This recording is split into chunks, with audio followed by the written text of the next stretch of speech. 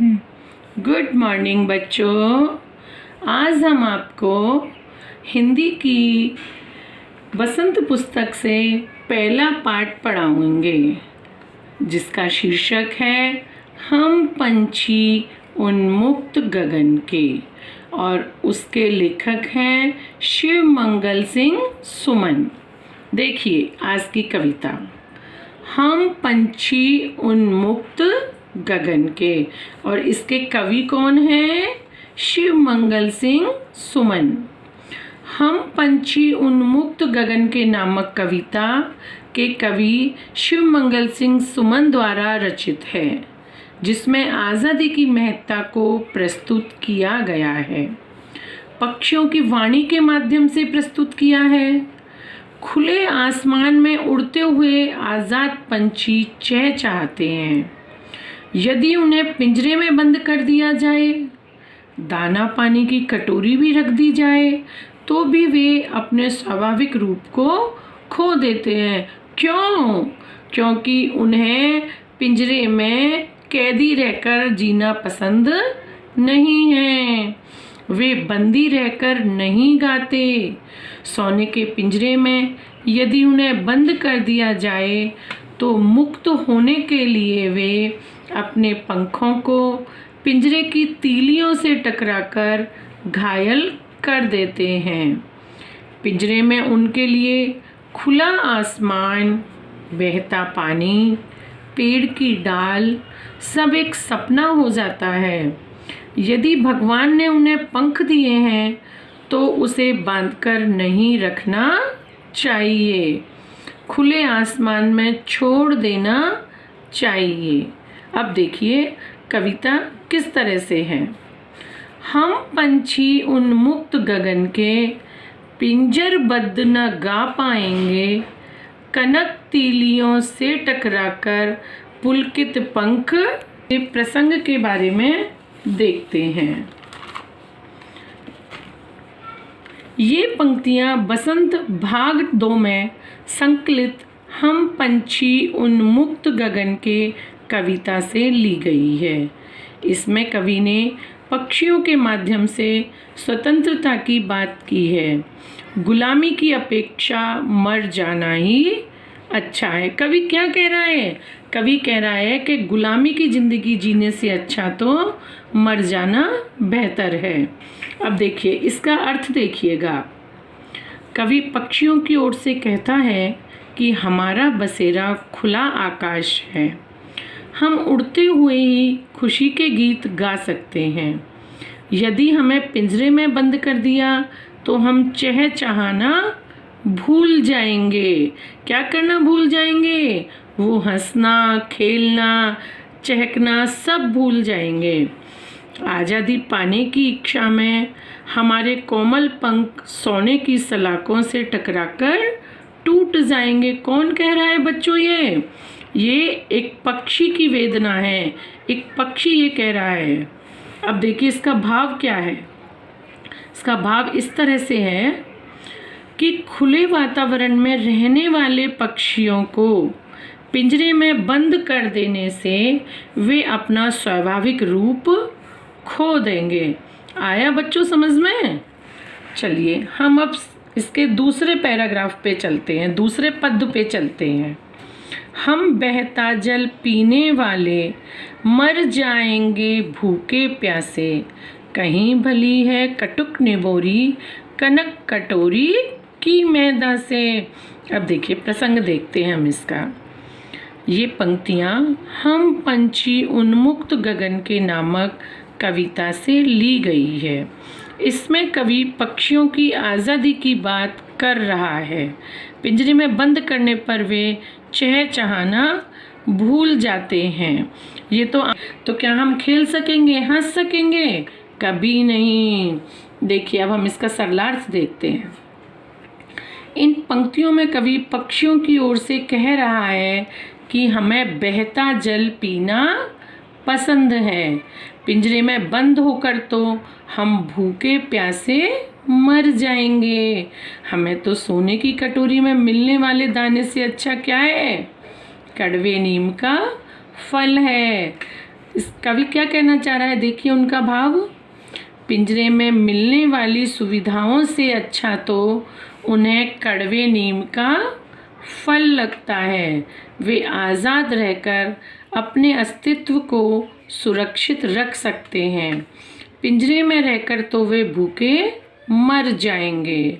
चलिए हम अगले पद पर चलते हैं। स्वर्ण श्रृंखला के बंधन में अपनी गति उड़ान सब भूले, बस सपनों में देख रहे हैं तरु की फुनगी पर के झूले। तरु मने क्या होता है, आप सब जानते हैं। तरु मने होता है पेड़। अब देखिए प्रसंग, इसका प्रसंग जो मैं आपको अभी तक बता चुकी हूँ वही सेम प्रसंग इन सब में आएगा, क्योंकि कवि एक ही बात कहना चाह रहा है कि वो पक्षियों की आज़ादी के बारे में ही हमें बता रहा है। अब देखिए इसका अर्थ। कवि कहता है कि पक्षी सोने की जंजीरों के बंधन में पड़कर अपनी चाल और उड़ने का ढंग सब भूल जाते हैं। वे पिंजरे में पड़े पड़े पेड़ों की ऊंची शाखाओं पर झूले झूलने का बस सपना ही देखते रहते हैं। कहने का भाव क्या है? कहने का भाव ये है कि पिंजरे में बंद होकर पक्षी अपनी चाल, उड़ान, पेड़ों की डाली, झूले झूलने का सिर्फ सपना ही देख सकते हैं। वे अपने सपने पद पर चलते हैं। क्या है? ऐसे थे अरमान की उड़ते नीले नभ की सीमा पाने, लाल किरण सी चोंच खोल चुगते तारक अनार के दाने। ये पंक्तियाँ हम पंछी उन्मुक्त गगन के नामक कविता से ली गई है। और इसमें कवि क्या कह रहा है? इसमें कवि पक्षियों की आज़ादी की बात कर रहा है। अब देखिए हम इसका अर्थ देखते हैं। इन पंक्तियों में कवि कह रहा है कि पक्षियों की इच्छा खुले आसमान में उड़ने की है। वे क्या चाहते हैं? वे उड़ते हुए आसमान की सीमा को छूना चाहते हैं। वे अपनी चोंच से अनार के दानों रूपी आकाश के तारों को चुगना चाहते हैं, यानी कि वो आकाश तक जाना चाहते हैं। अब देखिए इसका भाव क्या है? इसका भाव है पक्षियों की भी अपनी इच्छाएं होती हैं जिन्हें वे पूरा करना चाहते हैं। वे स्वतंत्र होकर ही उन सारी इच्छाओं को पूरा कर सकते हैं। आया समझ में सबके? अब हम इसके अगले पद पर चलते हैं। होती सीमाहीन क्षितिज से इन पंखों की होड़ा होड़ी, या तो क्षितिज मिलन बन जाता, या तंती सांसों की डोरी। आप जानते हैं क्षितिज किसे कहते हैं? क्षितिज वो होता है जहाँ हमें धरती और आकाश मिलते हुए दिखाई देते हैं। अब देखिए इसका प्रसंग। इस प्रसंग में भी कवि ने पक्षियों की आज़ादी की ही बात की है। अब हम आपको इसका अर्थ समझाते हैं। कवि कहता है कि आसमान में उड़ते हुए पक्षियों के पंखों में एक होड़ सी लग जाती है। किस चीज़ की होड़ लगती है बच्चों? आसमान की सीमा को छूने की। वे आसमान की सीमा को छू लेना चाहते हैं, नहीं हैं। कई बार वे आकाश की सीमा को प्राप्त कर लेते हैं। उन्हें लगता है कि सीमा को छू लेने से आसमान से उनका मिलन पूरा हो गया। या फिर कई बार उड़ते हुए वे अपनी मंजिल को प्राप्त नहीं कर पाते तो उन्हें निराशा होती है। देखिए आसमान में उड़ते हुए मंजिल पाने की चाह में उनकी सांसें उखड़ जाती हैं। कई बार तो वे अधूरे मिलन की इच्छा लिए मर जाते हैं। अब इसका अर्थ देखिए, भाव देखिए इसका, कि कई बार तो उनका आकाश से मिलन हो जाता है और कई बार वे अधूरे मिलन की चाह लिए इस संसार से चले जाते हैं। अब अगला पद।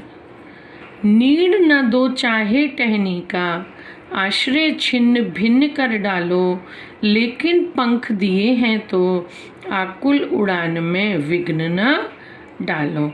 बच्चों, इसका प्रसंग वही पहले की तरह ही है, आप याद कर लेना। अब इसका अर्थ देखिए। कवि कह रहा है कि चाहे पक्षियों को घोंसला बनाने के लिए पेड़ की डाली मत दो, यदि चाहो तो उनके रहने का स्थान भी तोड़ डालो, परंतु भगवान ने उन्हें उड़ने के लिए पंख दिए हैं तो उनकी उड़ान में बाधा मत डालो। इसका भाव यह है कि पक्षियों को कुछ नहीं चाहिए, उन्हें तो खुले आसमान में पंख फैलाकर उड़ने दो। इसका भाव हम आपको बता ही चुके हैं। प्यारे बच्चों, आप सबको इस कविता के भावार्थ को बहुत अच्छे से याद करना है और अपनी कॉपी में लिखना है। कल हम इस कविता के प्रश्नोत्तर के बारे में चर्चा करेंगे। Thank you.